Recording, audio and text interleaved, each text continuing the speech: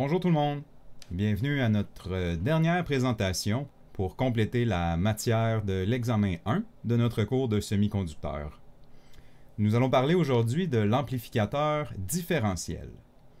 L'amplificateur différentiel est un composant interne de tous les amplificateurs opérationnels.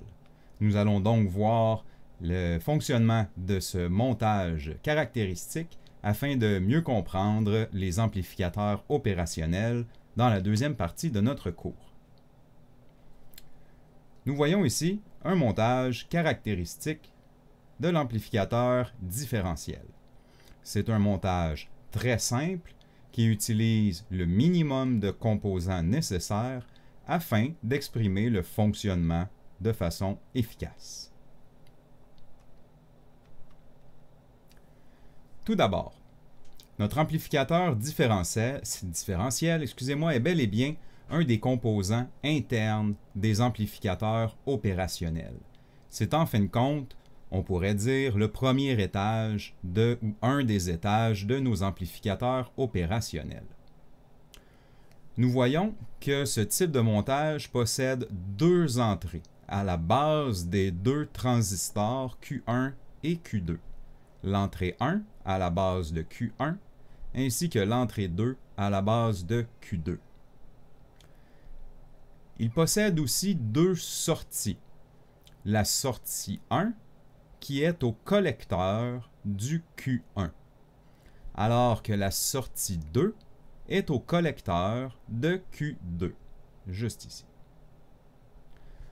Nous avons un ensemble de résistances au collecteur ARC1 et ARC2 qui sont identiques, avec des valeurs très similaires.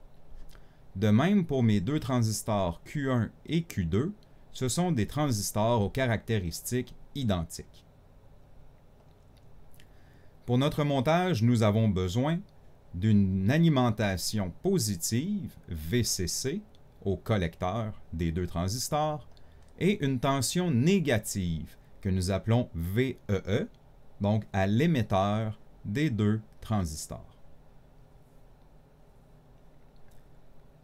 À partir de ce montage, débutons notre analyse. Tout d'abord, faisons-nous un petit fonctionnement en mode DC, même si celui-ci ne représente pas exactement la réalité, mais ça nous aide à comprendre le fonctionnement. Imaginons que les deux entrées sont à la masse. L'entrée de Q1 et l'entrée à la base de Q2 sont à la masse. Nous avons une tension négative ici en bas. Les deux émetteurs, si nous avons 0 ici, les deux émetteurs sont donc à moins 0,7 volts. Il y a une chute de 0,7 volts de la base à l'émetteur. Nous avons donc une tension de moins 0,7 ici.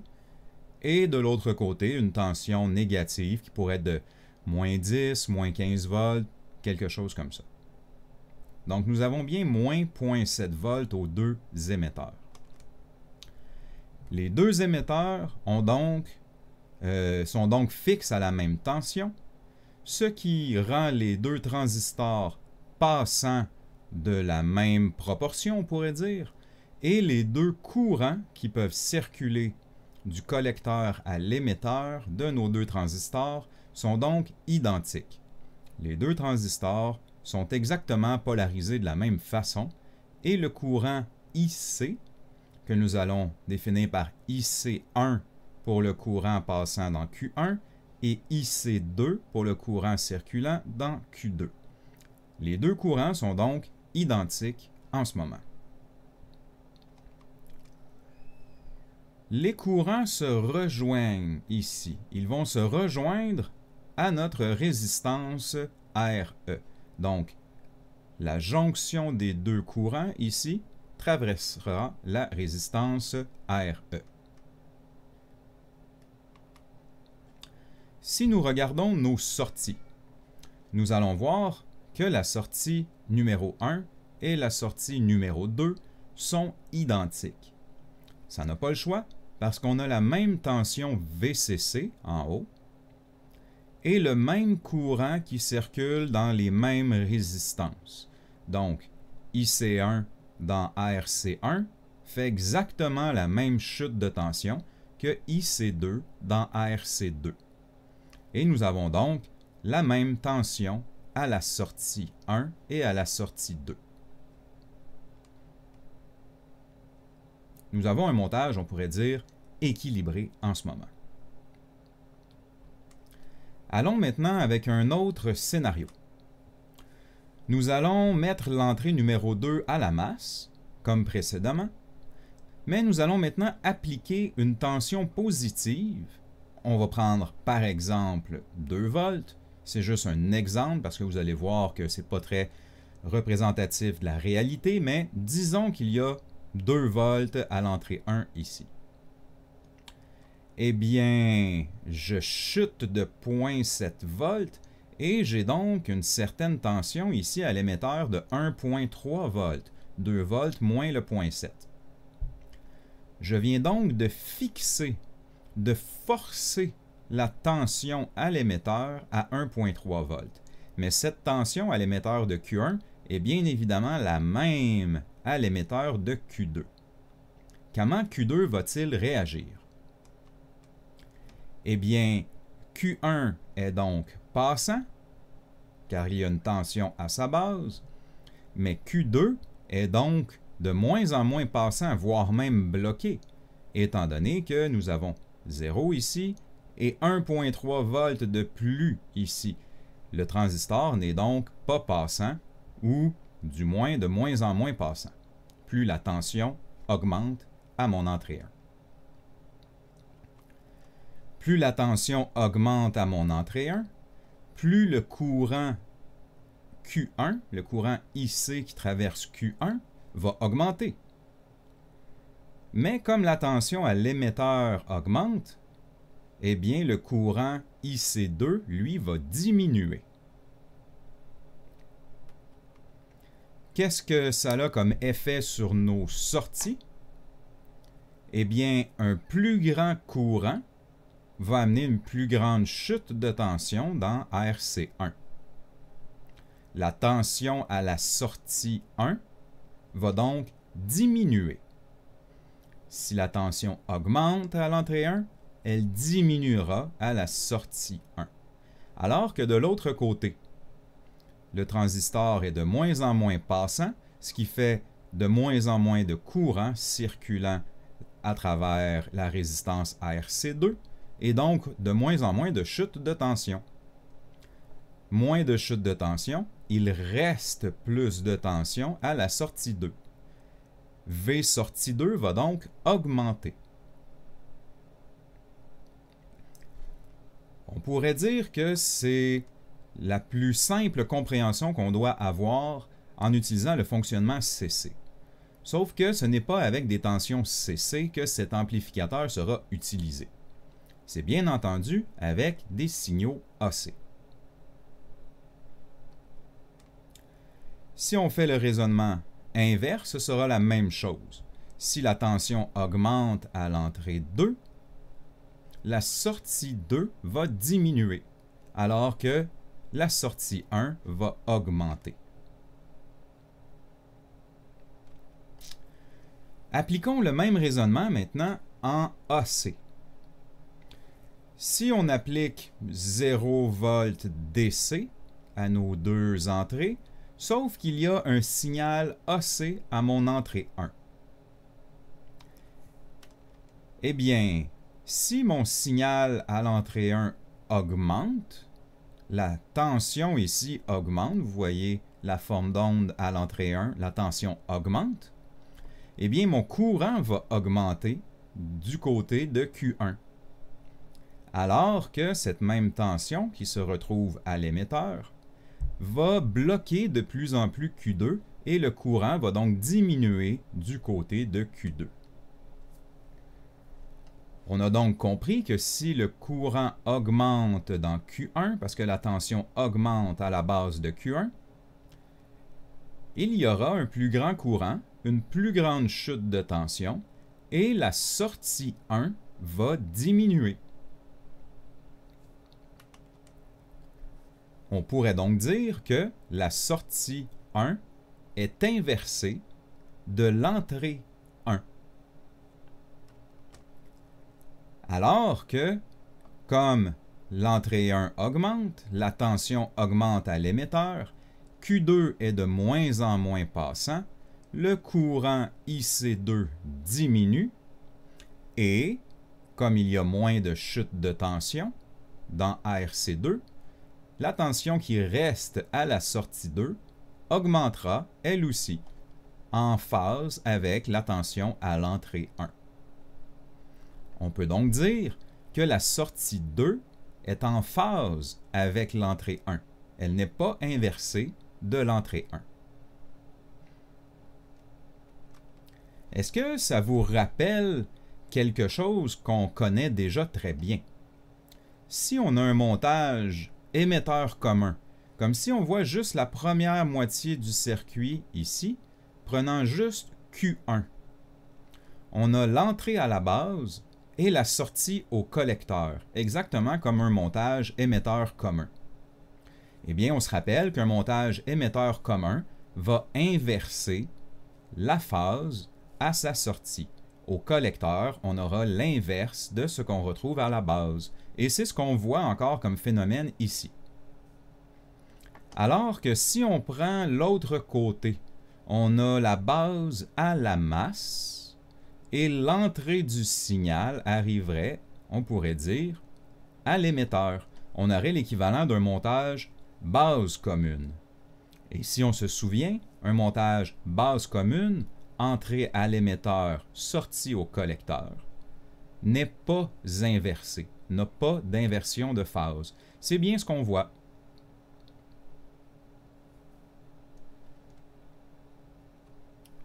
Si on fait l'inverse, bien évidemment, ce sera le même principe. Si on a un signal AC à l'entrée 2 qui augmente, eh bien, si la tension V entrée 2 augmente, le courant augmente et la tension à la sortie 2 diminue. Donc, sera en inversion de phase avec son entrée. Alors que plus la tension à l'entrée 2 augmente, plus la tension à l'émetteur, ici, de Q1 augmente, et Q1 est de moins en moins passant. Si le courant IC1 diminue, comme le courant diminue, il y a moins de chute de tension, et la tension au collecteur de Q1 va augmenter, exactement en phase avec l'entrée 2. Donc, la sortie 1 est en phase avec l'entrée 2. Et on pourrait faire le même raisonnement en disant que maintenant, nous avons un montage émetteur commun du côté de Q2 et base commune du côté de Q1.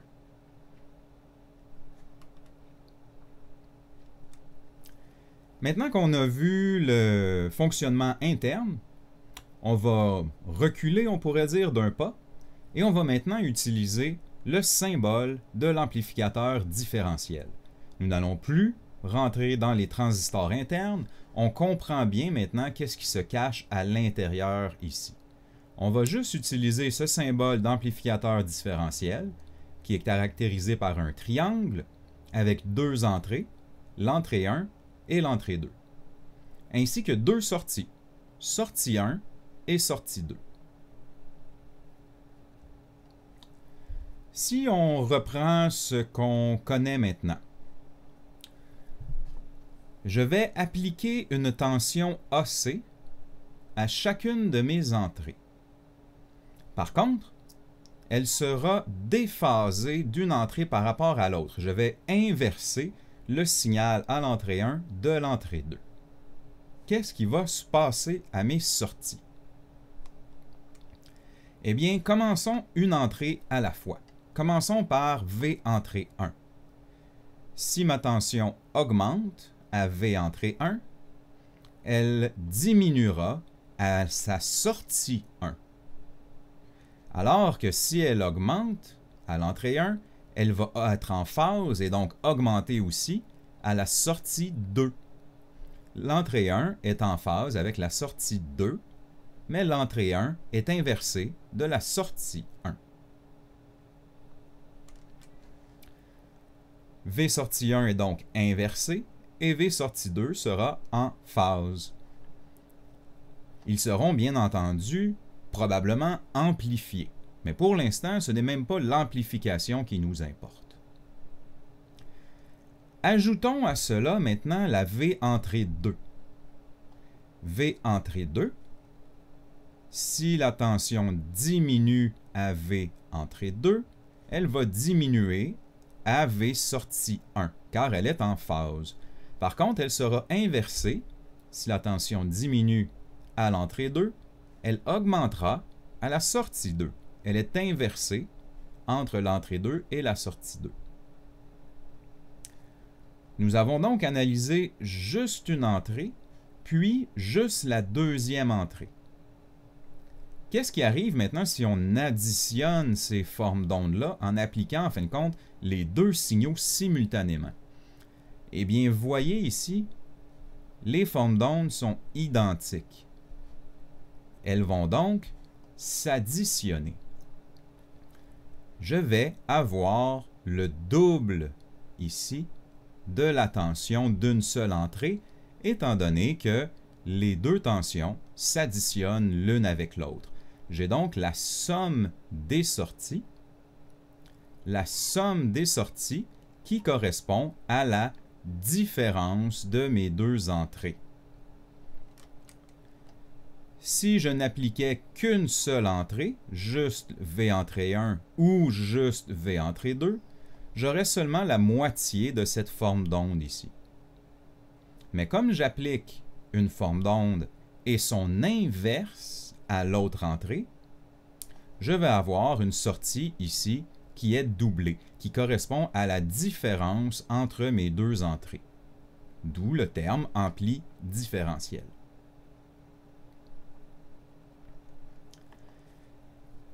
On a maintenant parlé qu'il était possible d'avoir un gain, c'est un amplificateur. Bien, ce gain sera caractérisé comme suit. C'est un gain, premièrement, qui est très, très élevé. On va l'appeler le gain différentiel AVD.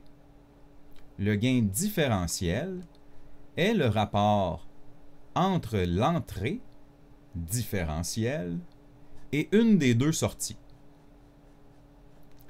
L'entrée différentielle est simplement l'entrée 1 moins l'entrée 2. La différence entre les deux entrées sera amplifiée et présente à mes sorties. Notre formule de gain est donc relativement simple. Le gain est toujours la même chose, la tension de sortie par rapport à la tension d'entrée. J'ai donc ma tension de sortie divisée par ma tension d'entrée différentielle. Toujours la différence entre mes deux entrées. C'est notre gain différentiel. Faisons un petit exemple. Si nous avons une tension à l'entrée 1, ici, de 2 mV peak-to-peak, et que l'entrée 2 est tout simplement à la masse. On pourrait donc dire qu'on utilise seulement une des deux entrées. Nous avons un gain différentiel de 3500, donc c'est un gain très élevé. Si je fais la différence, donc 2 mV peak-to-peak moins 0, ça me donne bien 2 mV peak-to-peak, multiplié par 3500. Quelle est ma tension à l'une ou l'autre des sorties? Eh bien, prenez le temps de le calculer. Vous devriez facilement trouver 7 volts peak-to-peak. Un faible signal de 2 mV donnera un signal de 7 volts à sa sortie, 3500 fois plus élevé. Si nous utilisons maintenant les deux sorties, avec un signal minime, un signal de 250 microvolts, Sauf qu'à l'entrée 2, j'applique exactement le même signal, mais déphasé de 180 degrés, soit complètement inversé. J'ai un gain différentiel de 6200. Mais tout d'abord, je dois trouver mon entrée différentielle.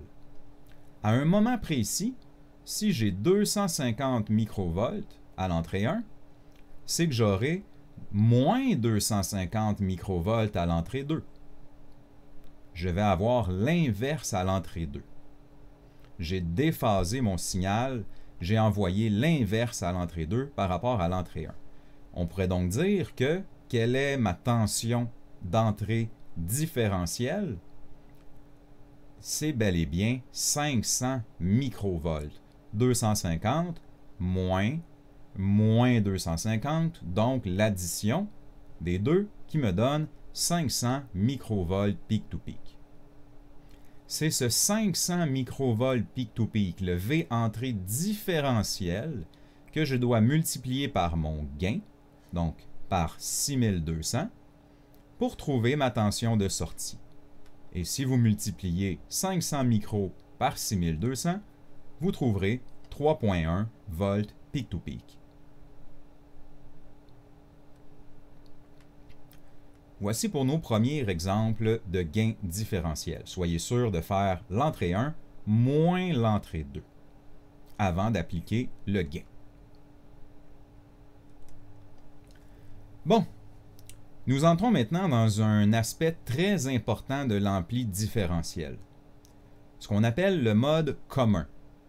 Je vous dis tout de suite, c'est un mode qui permet de rejeter le bruit présent sur les lignes électroniques. Si j'envoie aux deux entrées le même signal, ici le même signal AC, mais pas déphasé cette fois-ci, en phase l'un avec l'autre, j'ai la copie, j'ai exactement le même signal à l'entrée 1 dans l'entrée 2. Qu'est-ce qui va se passer? On va faire comme précédemment, et nous allons commencer par analyser juste l'entrée 1. Si ma tension augmente à l'entrée 1, elle augmentera à la sortie 2.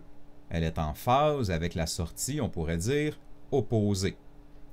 Alors qu'elle est inversée de sa propre sortie.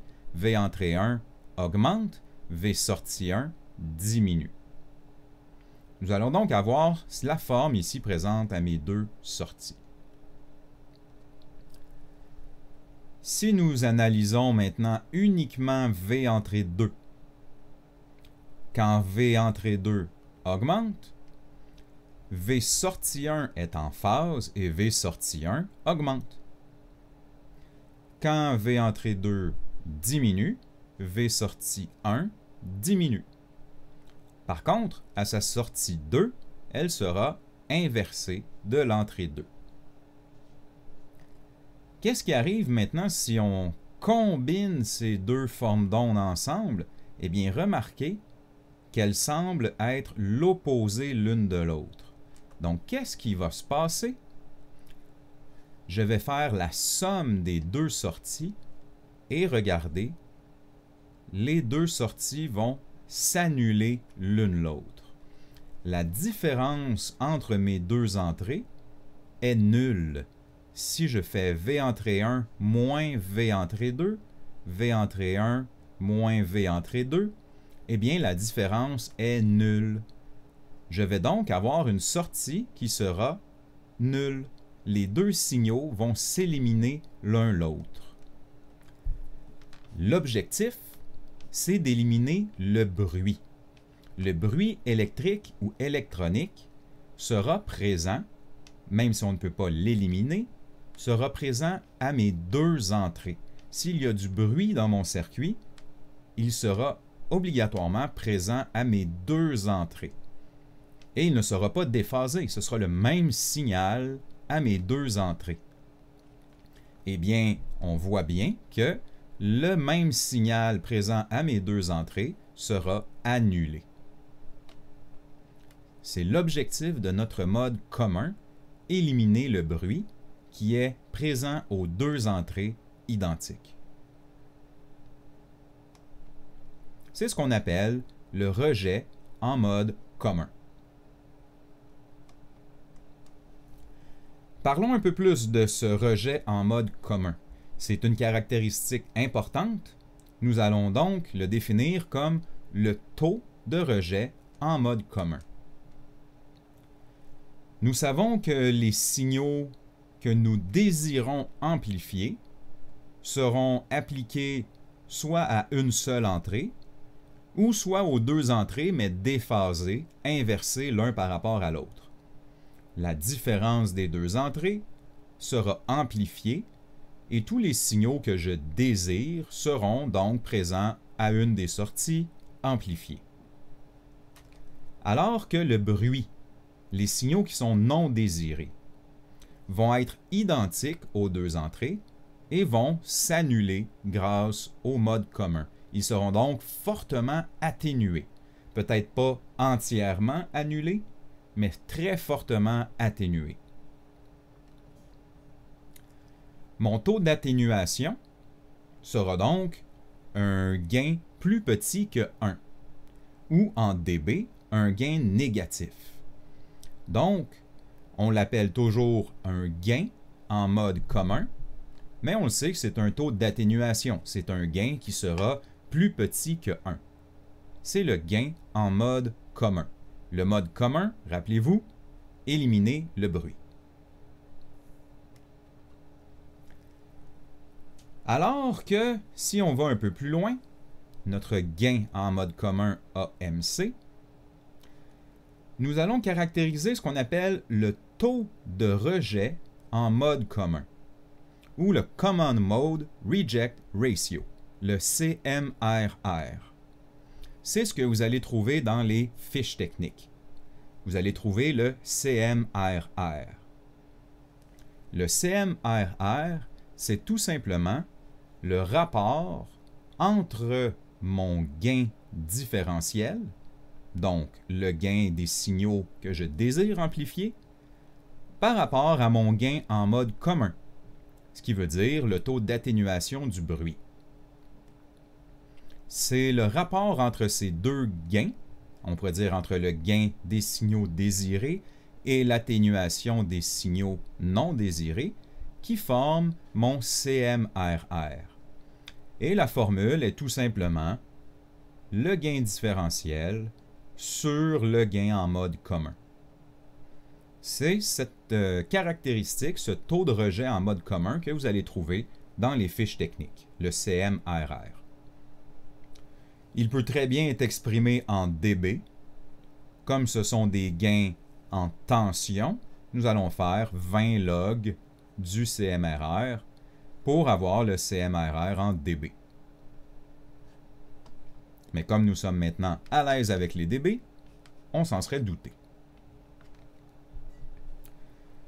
Donc, avec cette formule, on pourrait dire ce rapport en tête, on peut se dire que plus le CMRR est élevé, ben c'est parce que j'ai un meilleur gain par rapport à mon atténuation du bruit. Plus le CMRR est haut, plus j'amplifie, mais plus j'élimine le bruit. Donc, j'ai un meilleur ampli différentiel. Il fait de mieux en mieux son travail d'amplifier les signaux désirés et d'éliminer le bruit.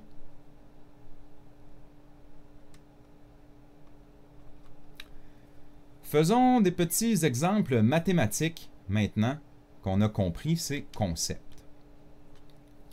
On veut trouver le taux de rejet en mode commun, donc le CMRR. On veut l'exprimer en gain normal et en gain dB. Nous avons les formules nécessaires en bas. Et ici, nous avons tout simplement un gain en mode commun de 0.085. Ce qui veut dire que si j'envoie un signal non désiré, qui est du bruit, qui est commun aux deux entrées, mode commun, il sera atténué par ce facteur de 0.085. Donc, il ne sera pas tout à fait éliminé, mais fortement atténué. Alors que mon gain différentiel est de 4400, ce qui veut dire que les signaux désirés seront amplifiés 4400 fois. Quel serait mon CMRR? Je fais tout simplement prendre 4400 divisé par 0.095 et si vous pitonnez tout ça, ça devrait vous donner 51 765 de gain CMRR. C'est notre taux de rejet en mode commun. Et si je veux l'exprimer en dB, en faisant 20 log de cette valeur, j'aurai 94.3 dB. J'ai un bon ampli différentiel, avec un CMRR élevé. Faisons un autre exemple. Je veux trouver le gain en mode commun, donc l'atténuation du bruit, mais sur la fiche technique, je trouve un CMRR de 36 000. J'ai un taux de rejet en mode commun de 36 000 et j'ai un gain différentiel, donc le gain de mes signaux désirés, de 2800. Je vous laisse quelques secondes pour faire un peu d'algèbre avec cette formule. Quel serait le taux d'atténuation du bruit, donc le gain AMC en mode commun, à l'aide de ces deux valeurs? Si vous faites bien votre calcul, vous devriez avoir trouvé un gain en mode commun de 0.078.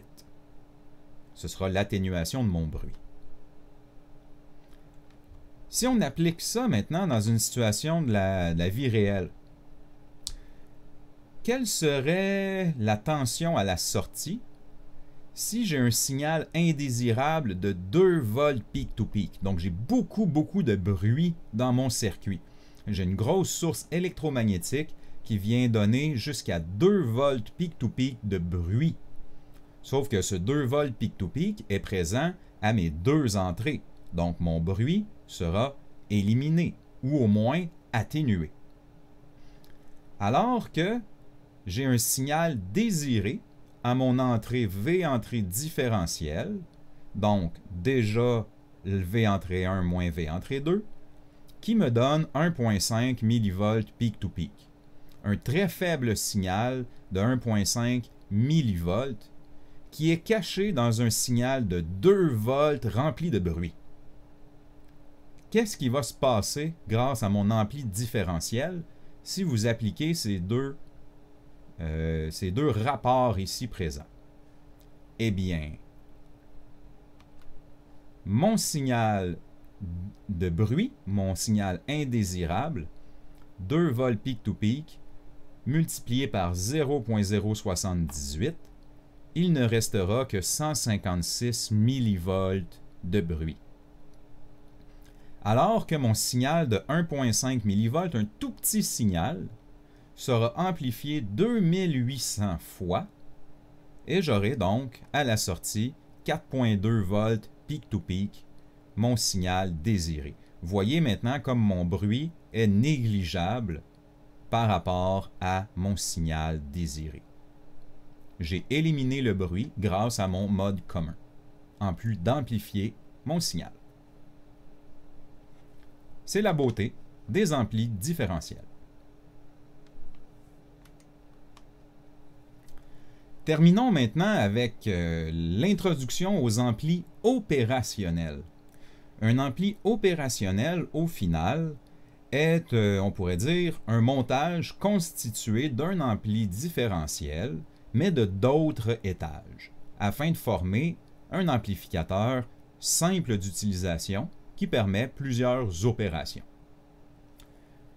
Voici le symbole de l'ampli opérationnel.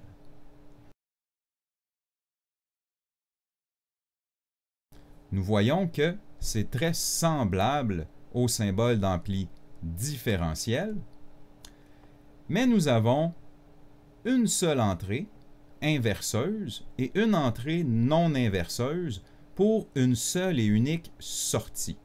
Au lieu d'avoir deux sorties, nous en avons pris une des deux, et l'entrée qui lui est inversée, on va l'appeler l'entrée moins. Donc, si c'était V entrée 1, ce serait V sortie 1, à inverser de sa phase. Alors que l'entrée qui est non inversée, l'entrée qui est en phase avec la sortie, va être appelée l'entrée plus ou l'entrée non inverseuse. Nous avons toujours une tension positive et une tension négative. C'est notre symbole d'ampli opérationnel. Et à l'intérieur de notre ampli opérationnel, on peut voir plusieurs étages. Tout d'abord, un premier étage qui est constitué de mon ampli différentiel comme nous venons d'étudier, avec ses deux bornes d'entrée. Il est caractérisé par une impédance d'entrée très haute, soit possiblement un étage de GFET, avec une impédance d'entrée très élevée. Il possède un rejet du bruit, parce qu'il y a le mode commun. Le bruit présent aux deux entrées sera éliminé, ou au moins atténué. Et nous pouvons utiliser pour notre signal seulement une des entrées et mettre l'autre à la masse, ou la différence entre les deux entrées. Donc je peux utiliser un mode d'entrée unique, ou la différence des deux entrées en mode différentiel. À l'intérieur, j'aurai d'autres étages qui vont me créer un gain en tension assez élevé. Donc peut-être des étages émetteurs communs, donc des étages avec un fort gain, qui permettent une grosse amplification de tension.